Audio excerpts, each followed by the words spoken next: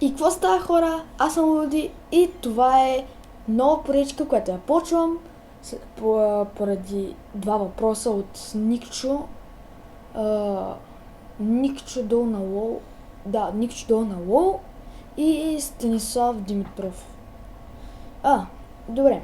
Въпросът е как да си направим скин, как да си направим изображение, профилна снимка с скина си в YouTube.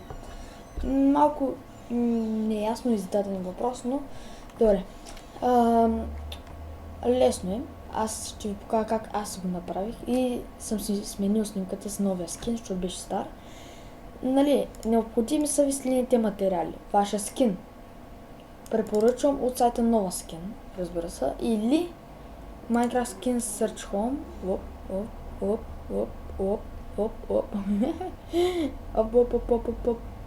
Добре. Аз го минимализирах, не трябваше. Добре.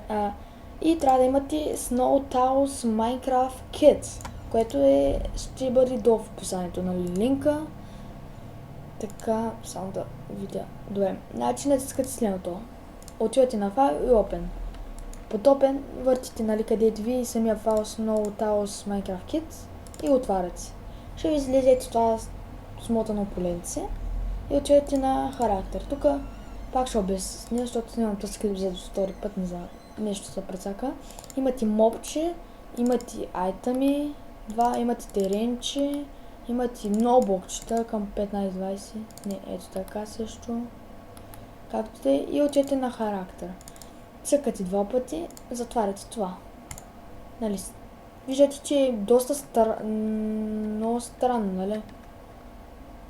Виждате, че доста странно се вижда. Само да го направим. С светлинка.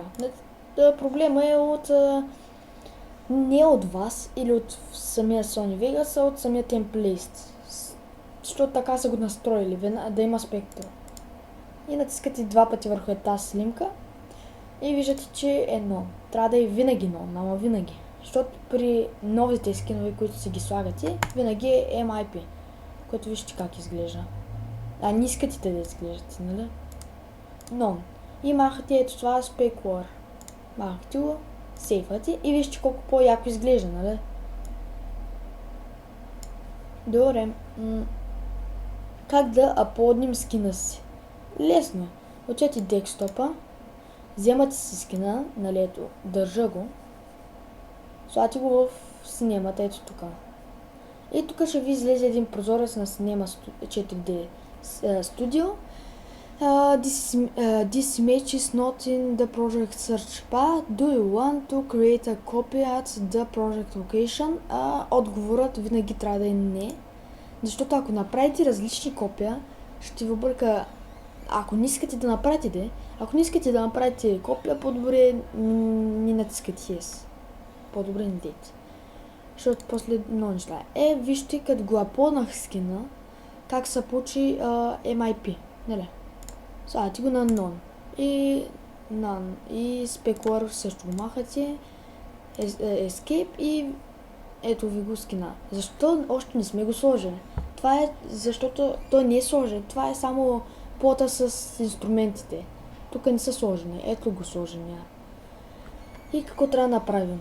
Вземате го отново и не ето така, тук да го пуснете, нито пък тук да го пуснете, нито пък някъде другаде, трябва да отидете над ето тази лимка. Виждате ли? Трябва да виждате ето тази лимка. Отивате лекичко, колко да се види ето тази стрелка и пускате. И готово. Това ви ваша. И сега как да си направим хубава профилна снимка. Ето така. Нали, с курсора наляво и надясно, нали? Дето си въртите страницата нагоре-надолу, то ще ви помогне много. Така, местите. Хоп. Нали, намествате си го, аз сега ще го наместя. Набързо там. Защото аз по принцип и центъра си го правя така нататък. Ето така. Така. Добре. Направили сте си снимката. То и го махате, нали? Трябва да се махне. Не ви страва. и направите си снимката. И спокойно фона ви няма да е ето тези квадратчета, може да си направите нов фон ето така и background. Обаче сега няма го използвам, затова ще го махнем. Оставите си, после ще го махнем. Както сте. И как да го рендосваме. Под рендосване не разбирайте да рендосваме сирене или кашкавал, а разбирайте да си го направим като различен файл. То било видео, то било PNG или как беше другото, LSM или какво беше, не помня. LSM, то беше за специални видео ефекти, не помня. Не помня точно какво беше и казвам не помня поне 6 пъти. Добре. Натискате ето тук за Option, за Settings, нали?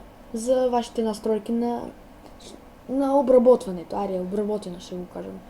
Нали, не ви трябва, ако ви трябва да обработвате, си ги правите. Ако не ви трябва, да затваряте. Обработването става като натиснете по средата ето това.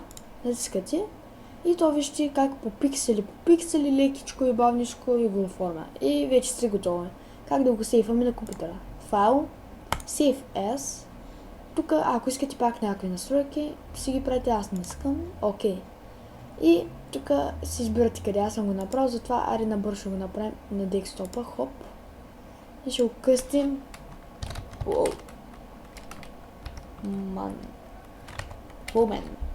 И Save. Тези вече ги затварят. Тук, do you want to save the change to this project Untitled 3 before quitting? Не, защото вие вече сте сетнали самата снимка. Ето, No. И тук No. И тук No. Добре, отворил съм 3 прозореца без да скам, както е. И къде ви снимката? Ето, трябва да е това. Натискате Woman. Натискате. Опа, аз го направих да се отваря като такова. Чакайте да го изтрим.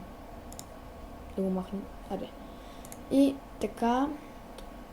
Open with. И си изберете тук като какво.